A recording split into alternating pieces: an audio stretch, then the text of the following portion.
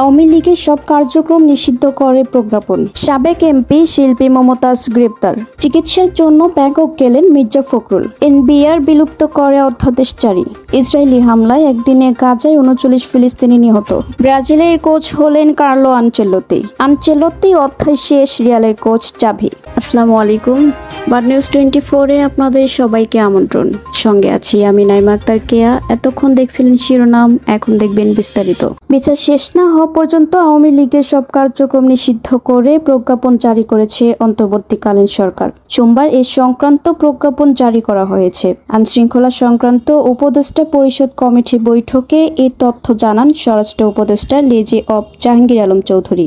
স্বরাষ্ট্র উপদেষ্টা বলেন, রাজনৈতিক সংগঠন হিসেবে আওয়ামী লীগের সব ধরনের কার্যক্রম নিষিদ্ধ করে প্রজ্ঞাপন এরই মধ্যে হয়ে গেছে। অধ্যাদেশ অনুসারে বিষয়টি বাস্তবায়ন করার দায়িত্ব আমাদের। মানিকগঞ্জ 2 আসনের সাবেক সংসদ সদস্য কণ্ঠশিল্পী মমতাজ বেগমকে ধানমন্ডি থেকে গ্রেপ্তার করেছে ডিবি পুলিশ। সোমবার রাত 11:15টার দিকে ধানমন্ডির স্টার কাবাবের পেছনের একটি বাসা থেকে তাকে গ্রেপ্তার করে ঢাকা মহানগর গোয়েন্দা ডিবি পুলিশ। মানিকগঞ্জের সাবেক এই এমপির নামে হত্যা মামলা রয়েছে। DMP media and public relations বিভাগের উপপুলিশ কমিশনার ডিসি মোহাম্মদ তালিবুর রহমান এই তথ্য নিশ্চিত করেছেন।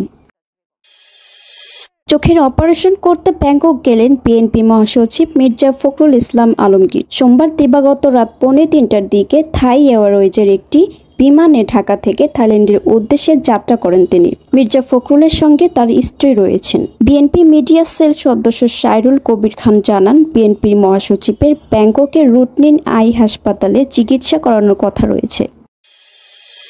জাতীয় রাজস্ব বোর্ড এনবিআর বিলুপ্ত করে রাজস্ব নীতি ও রাজস্ব ব্যবস্থাপনা নামে পৃথক 2টি বিভাগ করে অধ্যাদেশ জারি করেছে সরকার। সোমবার 12 মে রাতে এই অধ্যাদেশ জারি করা হয়। জারি করা অধ্যাদেশে শুধু রাজস্ব নীতি বিভাগের কার্যপরিধিতে সামান্য পরিবর্তন আনা হয়েছে। আর রাজস্ব ব্যবস্থাপনা বিভাগের প্রশাসনিক পদগুলোতে অ্যাডমিন ক্যাডার কর্মকর্তাদের পাশাপাশি আয়কর ও কাস্টমস ক্যাডারের কর্মকর্তাদের রাখা হয়েছে।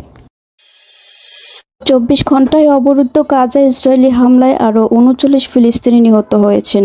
আহত হয়েছেন 100। এতে উপত্যকাটিতে নিহতের সংখ্যা 52,860 ছাড়িয়ে গেছে। 18 মার্চ গাজায় নতুন করে ইসরায়েল হামলা শুরু করার পর থেকে প্রায় 2,750 ফিলিস্তিনি নিহত হয়েছেন। আল জাজিরা ও আনাদোলো মঙ্গলবার এই তথ্য জানিয়েছে। রিয়াল মাদ্রিদের সঙ্গে সমঝোতা হয়ে গিয়েছিল আগেই, বাকি ছিল শুধু আনুষ্ঠানিক ঘোষণা। এবার সেটাই হলো। স্প্যানিশ জায়ান্ট ক্লাবটি ছেড়ে ব্রাজিলের কোচ হলেন কার্লো আনচেলত্তি। আগামী ফিফা বিশ্বকাপ পর্যন্ত 5 বারের চ্যাম্পিয়নদের সঙ্গে কাজ করবেন এই Italian coach. Brazilian football confederation CBF আজ সোমবার খবরটি নিশ্চিত করেছে। চলতি মৌসুম শেষে সান্তিয়াগো বার্নাব্যুর সঙ্গে পুরনো সম্পর্কটা চুকিয়ে ফেলছেন কিংবদন্তি কোচ আনচেলত্তি। এরপরই দায়িত্ব কাঁধে তুলে নেবেন সেলসাওদের। এবারের মৌসুম শেষে 65 বছরের এই কোচ আনুষ্ঠানিকভাবে লাতিন আমেরিকার ফুটবল পরাশক্তি ব্রাজিলের কাজ শুরু করবেন 26 মে থেকে।